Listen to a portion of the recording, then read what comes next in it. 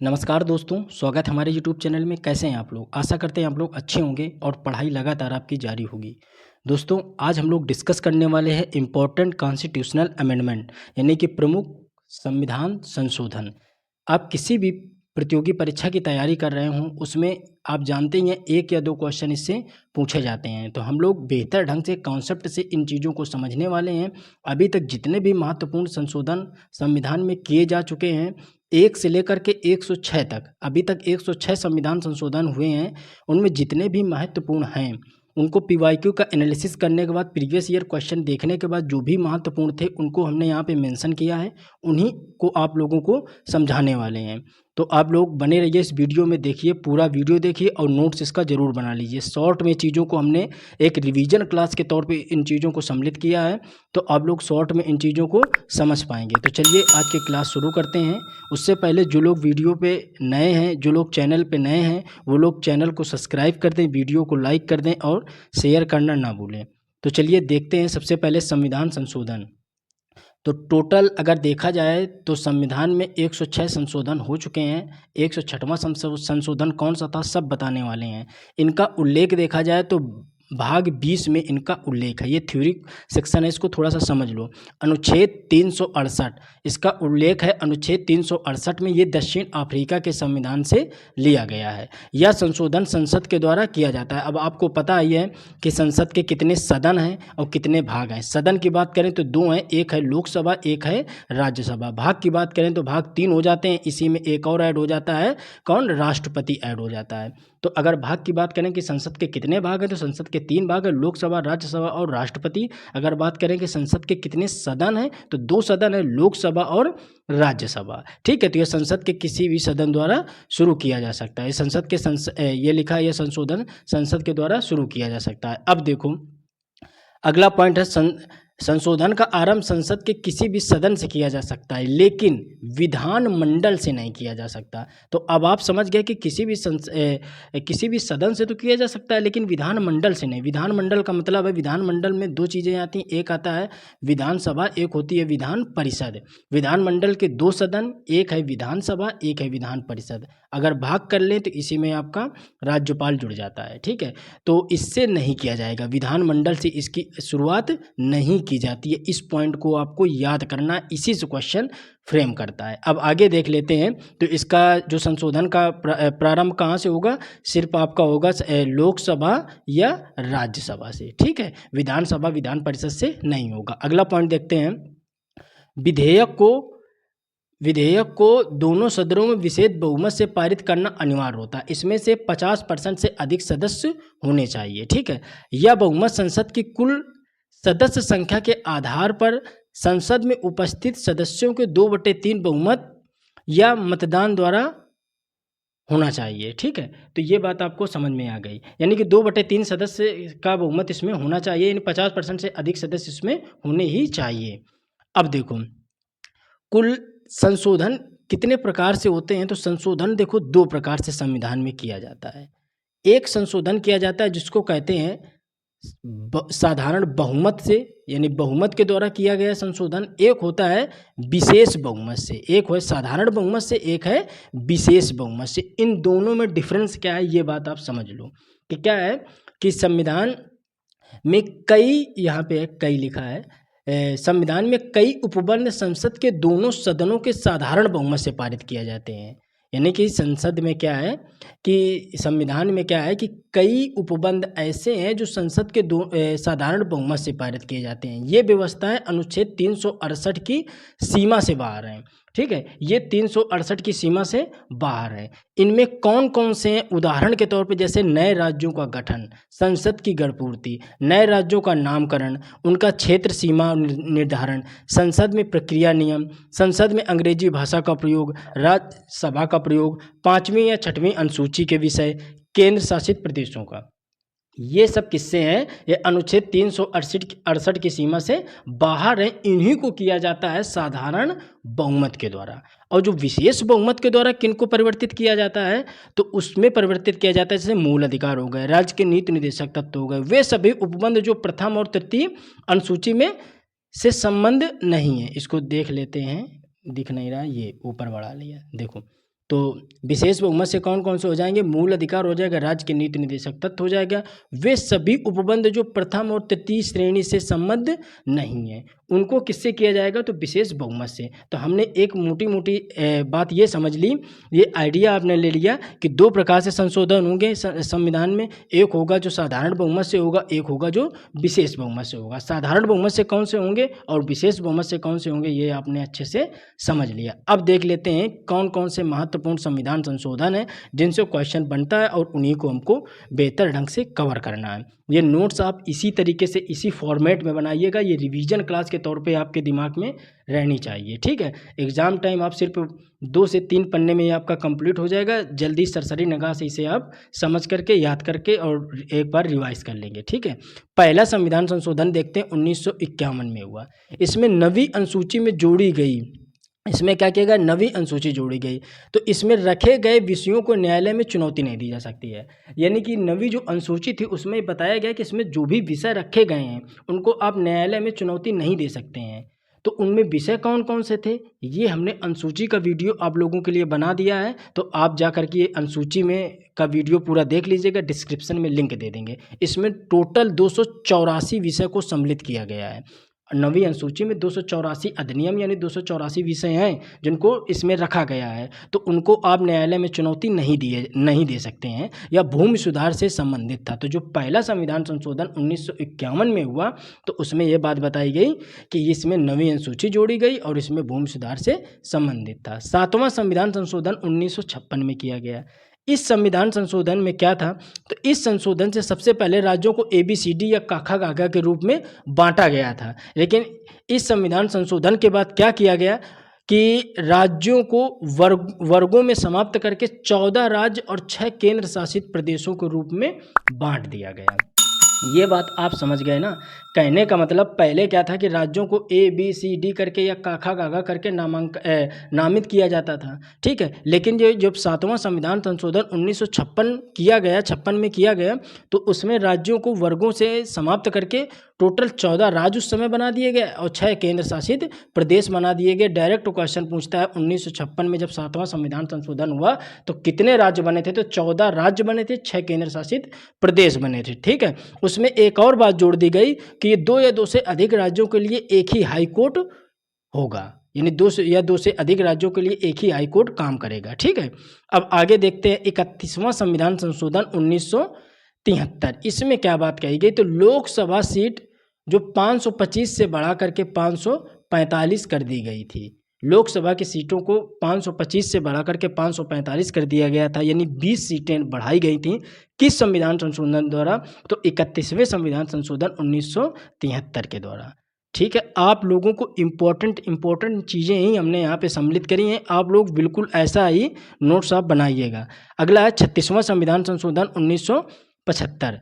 इसमें सिक्किम को 22वां राज्य का दर्जा दिया गया था। तो सिक्किम को 22वां राज्य का दर्जा किस संविधान संशोधन द्वारा दिया गया, तो 36वां 1975 में किया गया था। 42वां संविधान संशोधन ये खूब पूछा जाता है, तो समझते हैं 42वां संविधान संशोधन क्या था। तो 42वां संविधान संशोधन या आपातकाल के समय यानी इंदिरा गांधी जी के समय यह संशोधन किया गया था। इसे ही मिनी कॉन्स्टिट्यूशन यानी लघु संविधान कहा जाता है। मूल कर्तव्य यानी भाग 4 कक्का अनुच्छेद 51 कक्का द्वारा सम्मिलित किए गए इससे पहले या नहीं थे। इसमें क्या किया गया था, मूल कर्तव्यों को सम्मिलित किया गया था।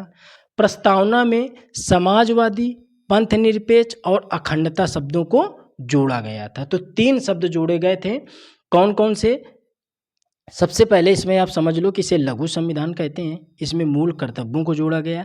इसमें प्रस्तावना में 3 शब्द जोड़े गए, समाजवादी, पंथ निरपेक्ष और अखंडता। आप इसको ऐसे याद कर लो कि समाजवादी पार्टी आई, ठीक है। तो समाजवादी से हो जाएगा समाजवादी, पार्टी से हो जाएगा पंथ निरपेक्ष, आई से हो जाएगा अखंडता, ठीक है। तो आप याद कर लो समाजवादी पार्टी आई, ठीक है। तो उससे आप ये याद हो जाएगा कि प्रस्तावना में 3 शब्द कौन कौन से जोड़े गए थे, तो 3 शब्द समाजवादी, पंथ निरपेक्ष और अखंडता शब्द जोड़े गए थे। इसमें और कुछ पॉइंट्स लिखे गए कि राष्ट्रपति को मंत्रिमंडल की सलाह मानने के लिए बाध्य है, यानी राष्ट्रपति मंत्रिमंडल की सलाह मानने के लिए बाध्य है। ये किस में बात कही गई, तो 42वें संविधान संशोधन में ये बात लिखी गई, ठीक है। और लोकसभा तथा विधानसभा के कार्यकाल को 5 वर्ष से बढ़ा करके 6 वर्ष कर दिया गया था। वेरी इंपॉर्टेंट ये है, इसको आप नोट करिएगा, इसको ध्यान रखिएगा कि इसमें लोकसभा और विधानसभा के कार्यकाल को 5 वर्ष से बढ़ा करके कितना कर दिया गया था, 6 वर्ष कर दिया गया था। ठीक है, फिर इसमें अभी संशोधन होगा, फिर इसको घटाया जाएगा, वो आगे देखेंगे। अब क्या था इसमें और क्या काम किए गए, तो शिक्षा, वन, वन्यजीव, नापतौल आदि को समवर्ती सूची में शामिल किया गया था। पहले यह राज्य सूची का विषय था, तो पूछा भी जाता है कि शिक्षा इस समय किस सूची का विषय है, तो समवर्ती सूची का विषय है, पहले यह राज्य सूची का विषय होता था। संसद और विधानमंडल में कोरम को समाप्त कर दिया। अब कोरम क्या होता है, तो कोरम का मतलब होता है गणपूर्ति, यानी कि उसमें 1/10 सदस्य होने ही होने चाहिए। यानी अगर कोई बैठक संपन्न हो रही है तो उसमें कुल सदस्यों का 1/10 सदस्य, जैसे अगर 100 सदस्य हैं तो उसके 1/10 यानी कि 10 सदस्यों का होना निश्चित है। ठीक है, तो इस चीज़ को यहाँ पे क्या किया गया था, समाप्त कर दिया गया था। तो 42वां संविधान संशोधन में क्या हुआ, लघु संविधान कहा गया, मूल कर्तव्य जोड़े गए, प्रस्तावना में 3 वर्ड जोड़े गए, समाजवादी, पंथ निरपेक्ष और अखंडता, राष्ट्रपति मंत्रिमंडल की सलाह मानने के लिए बाध्य है, लोकसभा विधानसभा की कार्यकाल को 5 वर्ष से बढ़ाकर के 6 वर्ष कर दिया गया था, शिक्षा, वन, वन्यजीव, नापतौल आदि को समवर्ती सूची में डाला गया था, संसद और विधानमंडल में कोरम को व्यवस्था को समाप्त कर दिया गया था। अब देखते हैं 44वां संविधान संशोधन, ये 1978 में हुआ, तो इसमें क्या क्या बदलाव किए गए। देखो सबसे पहले इसमें ये उस समय जब ये किया गया था तो जनता सरकार थी, यानी मोरारजी देसाई की सरकार आई थी, और उस समय इंदिरा गांधी जी सरकार हार गई थी। 1977 के चुनाव की बात है, ये 78 में हुआ था, तो 1970 में इंदिरा गांधी जी चुनाव हार गई थी, तो उस समय मोरारजी देसाई ये जनता सरकार के पार्टी के ये नेता थे, तो उन्हीं की सरकार आई थी। ठीक है, तो अब इसमें क्या क्या बदलाव हुए, तो जो लोकसभा विधानसभा को पुनः 5 वर्ष का कार्यकाल कर दिया। अभी आपने 42वें में पढ़ा कि इसके कार्यकाल को 5 वर्ष से 6 वर्ष कर दिया गया था, लेकिन फिर 44वें में इस कार्यकाल को 6 वर्ष से घटा करके 5 वर्ष कर दिया गया, किसमें, 44वें में। ठीक है, अगला है राष्ट्रपति कैबिनेट के प्रस्ताव को एक बार वापस कर सकते हैं, लेकिन पुनः वापस आने के बाद उसे हस्ताक्षर करना ही पड़ेगा। यानी कि राष्ट्रपति अगर कैबिनेट से कोई ऐसी कोई प्रस्ताव पेश होता है राष्ट्रपति के बाद, तो राष्ट्रपति एक बार तो उसको किसी भी बहाने या किसी भी तरीके से उसको वापस कर सकते हैं। अगर वो प्रस्ताव दोबारा राष्ट्रपति के बाद कैबिनेट भेजता है तो उनको उस पर साइन करने ही करने होंगे। ये बात है, किसमें ये बात कही गई, 44वां संविधान संशोधन जब हुआ। कोरम व्यवस्था को पूर्ववत रख दिया गया। अभी क्या किया गया था, 42वें में कोरम को समाप्त कर दिया गया था, लेकिन इसमें फिर कह दिया गया कि नहीं, कोरम व्यवस्था को पूर्ववत रखा जाएगा, यानी कि पूर्ववत रखा जाएगा इसमें। ठीक है, अब देखो आगे कि राष्ट्रपति आपात में आंतरिक अशांति की जगह पर सशस्त्र विद्रोह को जोड़ा गया, यानी कि आंतरिक अशांति की जगह पर सशस्त्र विद्रोह को इसमें जोड़ दिया गया था। अब देखो अनुच्छेद 20 और 21 को राष्ट्रपति आपात में भी नहीं निलंबित किया जा सकता है। ये बात किसमें कही गई, 44वें संविधान संशोधन 1978 में। यानी कि अगर किसी भी स्थिति से राष्ट्रपति आपात घोषित करता है देश में, तो सभी मूल अधिकार समाप्त हो जाएंगे, सिर्फ आपके पास 2 मूल अधिकार बचेंगे, वो है अनुच्छेद 20 और अनुच्छेद 21। हम जल्दी ही इम्पोर्टेंट अनुच्छेद का भी वीडियो बना देंगे, जितने इम्पोर्टेंट जितने आपको पढ़ने हैं एग्जाम पॉइंट ऑफ व्यू से, जितने इम्पोर्टेंट है उसका वीडियो हम जल्दी बना करके चैनल में डाल देंगे। ठीक है, वो भी आप लोग देख लीजिएगा। अब आगे देखते हैं, संपत्ति के अधिकार को इसमें हटा दिया गया, अब इसे कानूनी अधिकार बना दिया गया था। ठीक है, तो ये संपत्ति का अधिकार आपको पता है टोटल पहले कितने 7 मौलिक अधिकार होते थे, तो एक हटा दिया गया था संपत्ति का अधिकार, अब इसे जोड़ा गया था अनुच्छेद 300 के का में, इसको ऐड कर दिया गया है, इसको ऐड किया गया है अनुच्छेद 300 का। ठीक है, तो इसको हटा दिया गया था किस संविधान संशोधन के द्वारा, तो 44वें संविधान संशोधन 1978 के द्वारा। आगे देख लेते हैं कि 52वां संविधान संशोधन 1985 में किया गया। इसमें 10वीं अनुसूची जोड़ी गई, जिसमें दल बदल कानून का प्रावधान किया गया। तो 10वीं अनुसूची किसमें जोड़ी गई, 52वें संविधान में। और 9वीं अनुसूची किसमें जोड़ी गई थी, तो आपने सबसे पहला संविधान संशोधन अधिनियम पढ़ा 1951 में। जब पहला संविधान संशोधन किया गया 1951 में, उसमें 9वीं अनुसूची जोड़ी गई। चीज़ों को दिमाग में रखते हुए चीज़ों को याद करना है, लिखना है, समझना है। ठीक है न। वैसे आप बुक पढ़ते रहेंगे, ढेर सारी लक्ष्मीकांत, लूसेंट, अरिहंत, जाने कौन कौन सी बुकें आप इंटरनेट सर्च करेंगे, उससे कोई फ़ायदा नहीं है। चीज़ों को रिलेट करते हुए पढ़ना है और वैसे इनको तैयार करना है। बहुत ज़्यादा डाटा तैयार नहीं करना है, जितना इम्पोर्टेंट है उतना ही तैयार करना है। ठीक है, अब आगे देखते हैं 56वां संविधान संशोधन 1987। इसमें क्या था, तो इसमें गोवा को 25वां राज्य का दर्जा दिया गया। तो अगर बात करें कि गोवा को 25वां राज्य का दर्जा किसमें दिया गया, तो आप बताएंगे कि सर 56वां संविधान संशोधन हुआ था, उसमें गोवा को हमने 25वां राज्य का दर्जा दिया था। तो ये बात समझ में आ गई। अभी अगर आपसे पूछ लें कि सिक्किम को 22वां राज्य का दर्जा किसमें दिया गया था, तो ऊपर हमने पढ़ा दिया है कि 36वां संविधान संशोधन जो 1975 में हुआ था, उसमें सिक्किम को 22वां राज्य का दर्जा दिया गया था। आगे देखते हैं 61वां संविधान संशोधन 1989, खूब पूछा जाता है। इसमें लोकसभा विधानसभा में मतदान किया 21 वर्ष से घटा करके कितनी कर दी गई थी, 18 वर्ष कर दी गई है। तभी तो हम लोग वोट डालने जाते हैं तो उम्र कितनी मांगी जाती है कि 18 वर्ष अगर आप हो चुके हैं तो आप वोटिंग कर सकते हैं। तो ये बात किसमें कही गई, 61वां संविधान संशोधन 1989 में ये बात आपको बताई गई, ये संशोधन करके लिखा गया। 69वां संविधान संशोधन क्या है, तो दिल्ली को एक राष्ट्रीय राजधानी का क्षेत्र का दर्जा दिया गया। किसके अंतर्गत, 69वां संविधान संशोधन 1991। 22 और 36वें के अंतर्गत सिक्किम को 22वां राज्य बनाया गया। 56वें के अंतर्गत गोवा को 25वां राज्य बनाया गया। 69वें संविधान संशोधन के अंतर्गत दिल्ली को राष्ट्रीय राजधानी का दर्जा दिया गया। अब देखते हैं 73वां संविधान संशोधन 1992। इसमें क्या किया गया, पंचायती व्यवस्थाओं को अनुच्छेद 40 को संवैधानिक दर्जा गया, यानी कि पंचायती राज व्यवस्थाओं को संवैधानिक दर्जा दिया गया। अब पंचायती राज व्यवस्था का उल्लेख किस आर्टिकल में है, तो आप आर्टिकल जब पढ़ेंगे अनुच्छेद 40, तो आर्टिकल नंबर 40 जब आप पढ़ेंगे तो उसमें पंचायती राज व्यवस्था के बारे में विधिवत ढंग से बताया गया है। तो इसको संवैधानिक दर्जा दिया गया किसमें, 73वें संविधान संशोधन अधिनियम 1992 के द्वारा। इसमें 11वीं अनुसूची जोड़ी गई। भाई 11वीं अनुसूची ही पंचायती राज व्यवस्था के बारे में है और भाग 9 भी पंचायती राज व्यवस्था के। तो जो 73वां संविधान संशोधन था यह टोटल किस पे डिपेंड था, तो पंचायती राज व्यवस्थाओं के बारे में ही था। इसमें पंचायती राज व्यवस्था का उल्लेख अनुच्छेद 40 में है। अनुसूची 11वीं अनुसूची है। भाग कौन सा है, तो 9वां भाग है। ये बात आपको याद रखना। इसमें टोटल कितने विषय हैं, 29 विषय हैं। ठीक है, तो ये बात आपके समझ में आ गई होगी। अब आगे देखते हैं 74वां संविधान संशोधन 1992। तो 74वें संविधान संशोधन 1992 में क्या बात बताई गई, तो इसको समझते हैं। तो देखो, शहरी सुशासन यानी शहर स्थानीय निकाय यानी नगर पालिका के बारे को इसमें संवैधानिक दर्जा दिया गया था। या 12वीं अनुसूची से संबंधित है। इसमें टोटल 18 विषय हैं। भाग कौन सा है, तो भाग 9 का है। अगर आपसे पूछ लें कि पंचायती राज की व्यवस्था के बारे में यानी ग्रामीण व्यवस्था के बारे में किसमें बताया गया, तो आप बताएंगे सर 73वां संविधान संशोधन, इसको 11वीं अनुसूची में जोड़ा गया है। भाग इसका 9 है। विषय इसमें 29 हैं। अगर शहर के बारे में पूछ ले कि नगर पालिका का उल्लेख किस में है, तो आप तुरंत बताएंगे कि सर नगर पालिका का उल्लेख 74वें संविधान में है। इसमें 12वीं अनुसूची है। इसमें टोटल 18 विषय हैं और भाग 9 का है। ठीक, तो ये बात आपके समझ में आ गई होगी। 44वां संविधान देखते हैं। 84 नंबर में जो संविधान संशोधन हुआ सन 2001 में हुआ, तो इसमें 2026 तक लोकसभा की सीटों को फिक्स कर दिया गया था, यानी कि आप बढ़ा घटा नहीं सकते हैं।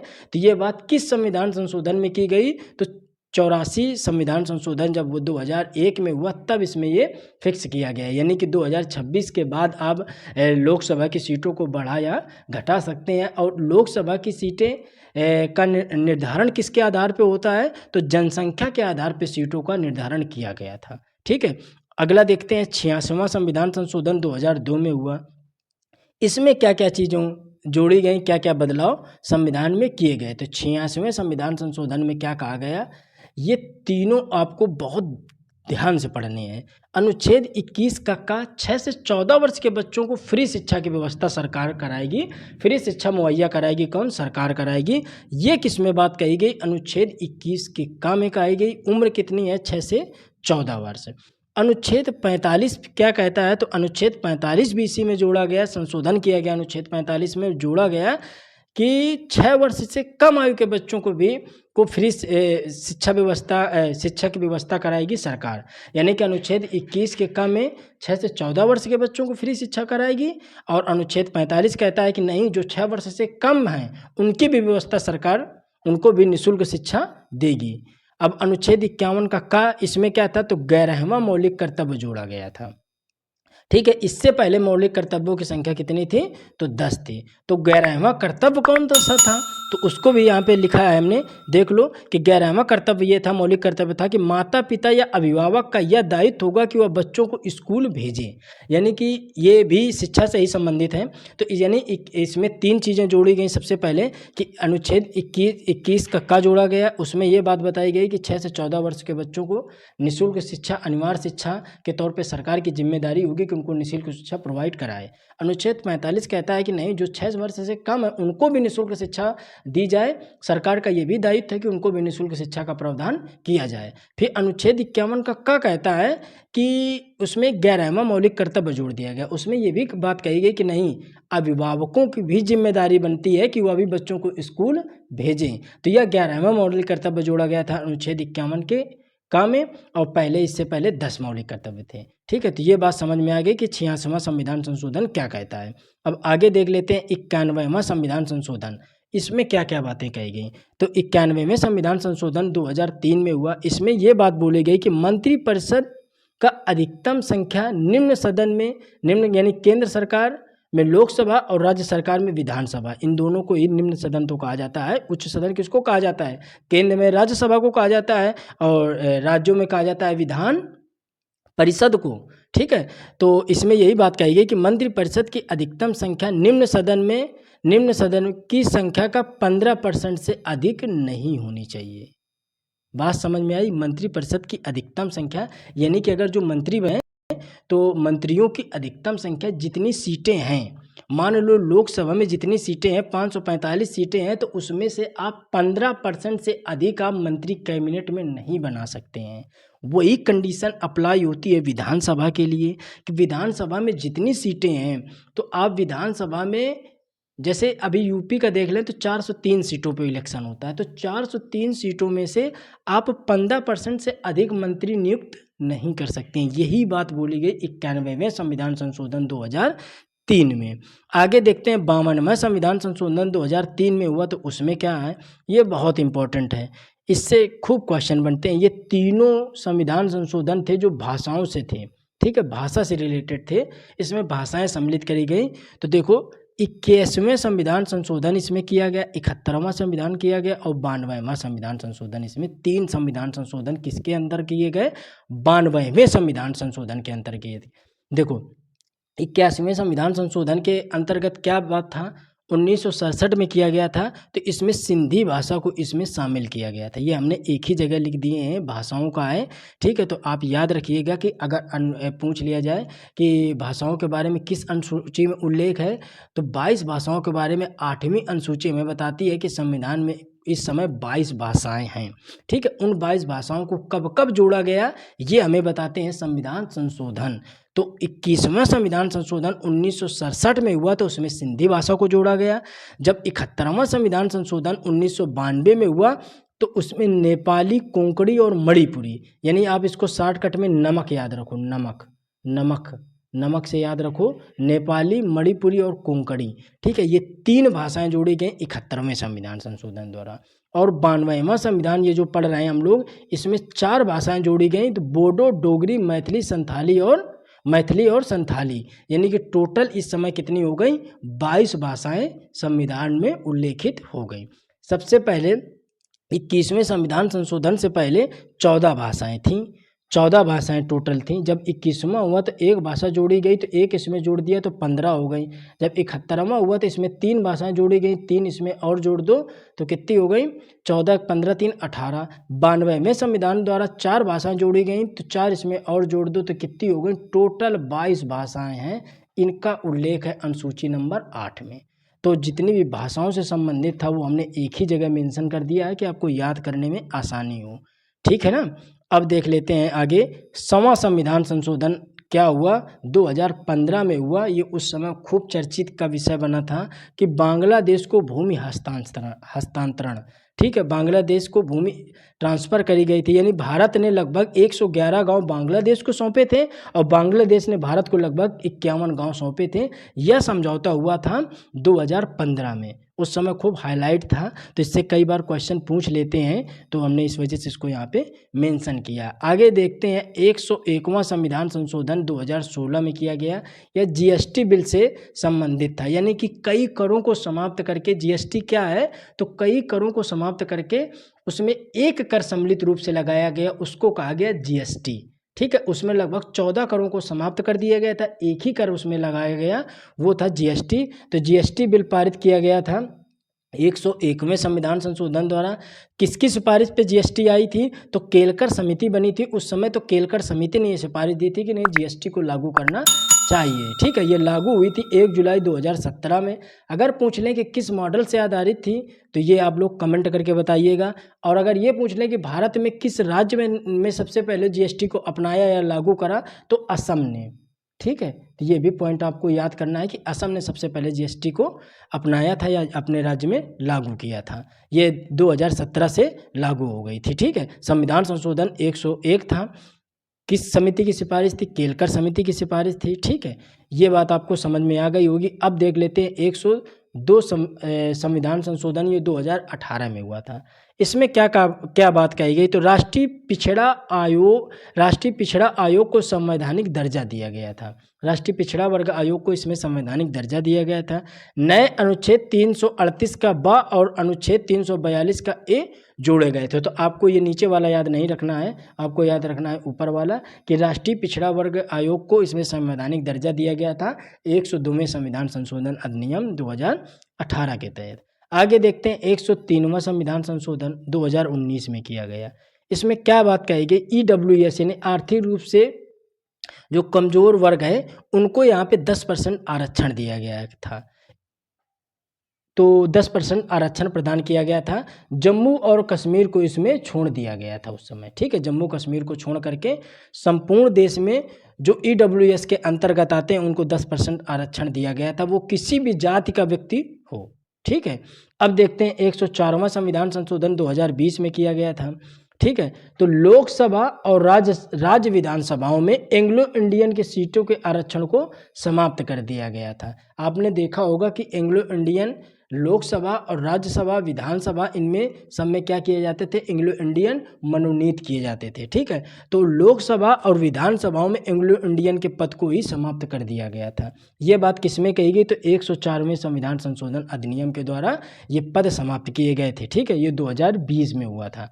अब इसमें SC/ST के लिए आरक्षण की अवधि 10 वर्षों के लिए बढ़ा दी गई थी। तो 2020 में SC/ST के आरक्षण को 10 वर्षों के लिए बढ़ा दिया गया था, किसमें, 104वें संविधान संशोधन जो 2020 में हुआ था उसमें। अब देख लेते हैं आगे हम लोग 105 और 106, ये दोनों इम्पोर्टेंट हैं। ठीक है, तो 105 संविधान संशोधन ये 2021 में हुआ था। तो इसमें क्या बात कही गई, तो इसमें SE और SC/BC यानी कि सामाजिक और शैक्षणिक रूप से पिछड़े वर्गों को मान्यता देने के लिए राज्य सरकार का नियंत्रण बहाल कर दिया था। यानी कि राज्य सरकार या डिसाइड कर सकती है कि कौन कैटेगरी का व्यक्ति सामाजिक और शैक्षणिक रूप से अति पिछड़ा है। ठीक है ना, तो ये डिसाइड करने के लिए सरकार ने यहाँ पे क्या किया था कि केंद्र सरकार ने उनको मान्यताएं दे दी थी कि आप यह डिसाइड करिए कि SC/BC के अंतर्गत कौन कौन से पिछड़े वर्ग के व्यक्ति आते हैं, आप उनको मान्यता दे सकते हैं। तो राज्य सरकार और केंद्र सरकार यह पहचान कर सकती है, ठीक है, कि उनकी लिस्ट बना सकती है कि कौन SC/BC के अंतर्गत आएंगे। यह किसमें कहा गया था, तो 105वें संविधान संशोधन 2021 में ये बात लिखी गई। अब देखो 106वां संविधान संशोधन, यह खूब हाईलाइट रहा था, एग्जाम के लिए इम्पोर्टेंट भी है। तो आपको इसमें याद रखना है कि लोकसभा, विधानसभा और दिल्ली NCR की सभी सीटें और विधानसभा की सभी सीटें, ठीक है, इनमें 1/3 सीटें 15 वर्षों के लिए महिलाओं को आरक्षित की जाती हैं। यानी लोकसभा, विधानसभा और दिल्ली NCR की सीटों पे 1/3 यानी 33% आरक्षण महिलाओं को इसमें दिया जाता है। तो यह कभी पूछ भी सकता है कि 33% आरक्षण की बात जो की गई थी वो किस संविधान संशोधन के तहत की गई थी, तो 106वां संविधान संशोधन के तहत की गई थी। ठीक है, ये 2023 में हुआ था। तो दोस्तों ये मुख्य संविधान संशोधन थे जो अभी तक टोटल 106 हो चुके हैं। हमने 106 का परिचय आप लोगों को बेहतर ढंग से कराया है। नोट्स आप लोग बना लीजिएगा। बिल्कुल लगभग 20 से 30 संविधान संशोधन है, इन्हीं से क्वेश्चन आपसे मिला करके पूछ लेगा। तो आप लोग नोट्स बना लीजिएगा और उनको रिवाइज कर लीजिएगा। और जल्दी हम एक और वीडियो बनाएंगे जो बेस होगा कि कितने महत्वपूर्ण अनुच्छेद हैं, कितने अनुच्छेद हमको पढ़ने हैं। अभी तक अगर देखा जाए तो लगभग 400 प्लस अनुच्छेद हो चुके हैं। तो हमको 400 पढ़ने ही नहीं है, हमें लगभग 50 अनुच्छेद पढ़ने हैं, जिनसे मैचिंग के लिए question UP PCS RO ARO और वन लाइनर में डायरेक्ट क्वेश्चन आ जाते हैं पुलिस यूपी एसएससी और इनमें वनडे एग्जाम के लिए। ठीक है, तो लगभग 50 से 60 अनुच्छेद हैं जिनसे क्वेश्चन पूछता है। तो उनकी भी लिस्ट हम आपको बेहतर ढंग से प्रोवाइड कराने वाले हैं। तो दोस्तों मिलते हैं हम लोग अगले वीडियो में। तब तक के लिए जय हिंद, जय भारत। चैनल को सब्सक्राइब जरूर करें। धन्यवाद।